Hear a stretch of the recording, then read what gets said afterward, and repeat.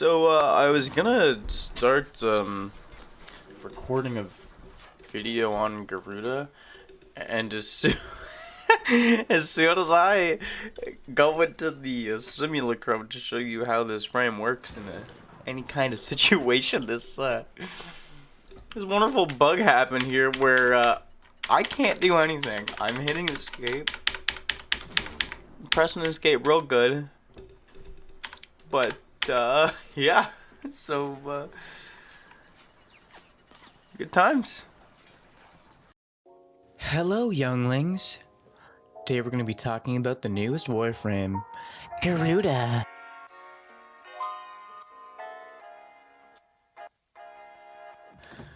Garuda is obtainable from the new area, Fortuna. You get her main blueprint from doing the Vox Solaris quest. Her other parts are just dropped from regular bounties and are actually fairly common. Once you get all those parts, she can be crafted with a combination of different resources from Orb Vallis. These resources include 2 of each toroid, as well as other mining resources from Orb Vallis. At rank 30, Garuda, without any mods, has 300 health, 300 shield, and 300 armor. This of course is all changeable with mods like Steel Fiber, Vitality, and Redirection. Garuda is the blood and gore themed Warframe of the game. All of her abilities are based around this. Her 1 makes it so you jump onto an enemy and stab them a whole bunch. Her 2 makes it so you stick pillars of like spines through enemies. Her 3 makes it so you like hit yourself, like abuse yourself. And her 4 makes it so you throw these razor talons at every enemy in an area and make them bleed. Her abilities all work in conjunction with each other, each sort of playing off the other. Her 4 marks the enemies, so any enemy you hit with that mark makes it so your 1 does slash damage to those enemies as well as your other weapons. Your 3 drains your health, but your 2 makes you get health back. Your 3 also gives you energy when you drain your health. I didn't want to forget that part because that's kind of important. All of these abilities on paper make a kit that sounds really effective and really good, but here is why it may not be, and I'm going to illustrate that in a session in the simulacrum starting now. Hello, children. We're here in the simulacrum. We're just going to show off Garuda's kit a little bit, just to show you how she kind of works. She's pretty simple. We're going to actually maybe pause the AI here, just to give you a quick rundown, and then we'll do a little more of an actual test where these enemies are attacking you. Alright, so your 1 works like this. You dash to an enemy, it charges this little ball in your head, and then you can throw the ball out and do a bunch of damage because it charges up based on the amount of energy you have. So that does 130,000 damage. Not bad, right? So now that I'm out of energy, oh no, what do?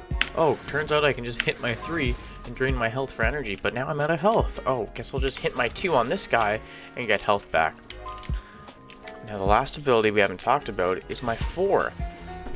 My 4, when I cast it out, it marks all these enemies, and now they are all susceptible to slash damage.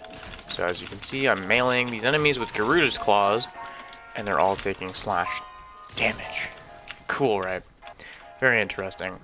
What you can also do with your 2 is you can just click on the guy that's 2 and cancel the 2, because I see a lot of people not doing that in defense missions that have been leveling her up on like Hydra, and it's kind of annoying waiting around for your duration to end.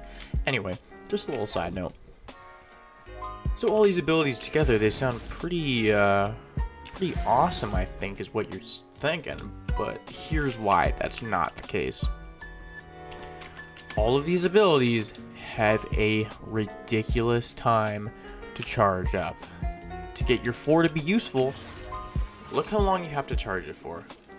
If the AI wasn't paused on these enemies, I would very likely die there, or at least come very close to dying. Now it does good damage, and that bleed's not bad, and having that slash effect on these enemies now is nice. But the charge is too long. That needs to be changed. The other thing too is your 1's great because you can execute enemies below 35%, but why are enemies just chilling at 35%? If you're killing an enemy in this game, you're killing the enemy in this game. You're 100 to 0ing them most of the time, if not all the time. So that's another big problem. Another also big problem here is the range on your 2 is awful. This is with stretch on, and this is all it covers. So this is all the defense you get. That's it.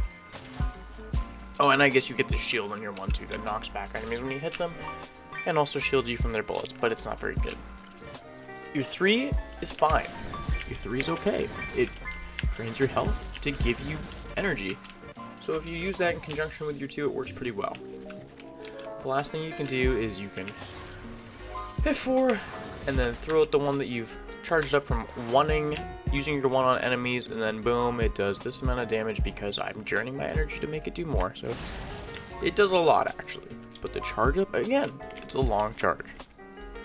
So real quick, kind of unpause the AI just so I can show you this in practice against enemies that are not just sitting there letting me attack. Okay, let's do it.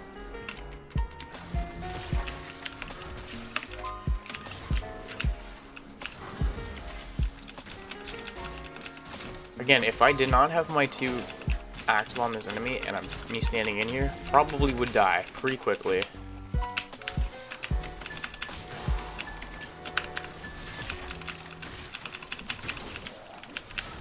As you can see here, I almost just died. Even with the 1 active on me, the healing is just not enough. Or it's enough, it just needs to charge up faster.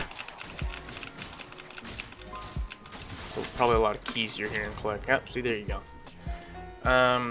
That's partly just me playing like a monkey, but just I kind of wanted to just illustrate the healing capabilities there.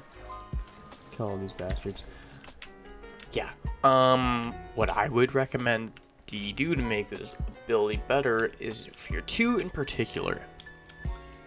1, make the healing better.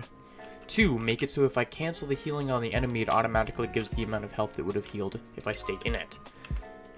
But the downside of that is if I stay in the radius of the 2, I get a damage buff. So there's this incentive to do both. If I need a quick heal, I can just hit 2 on an enemy, hit 2 again to get it back. Or if I jump into a massive group of enemies, I hit 2 and get a damage buff on that group of enemies I'm in fighting.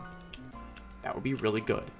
4, just decrease the charge time, and it would be a great ability. That's all that needs to happen there. 3 is fine. The 1, I don't really know how to fix. I guess reduce the charge time on your 1, or make the shield better.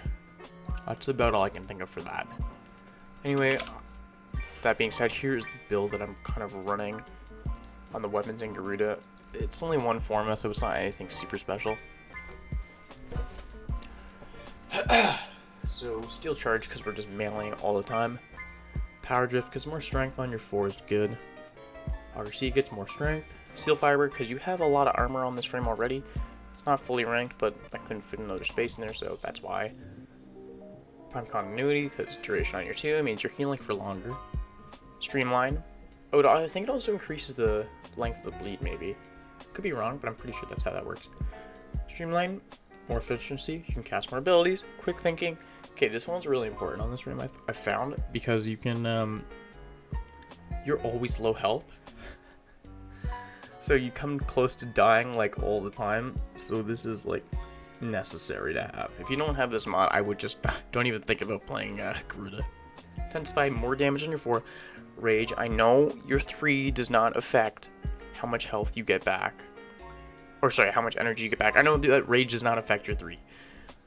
But you're low health always anyway. You're always taking health damage, so it's good to have. Stretch, because your 2 range is terrible, and you need this.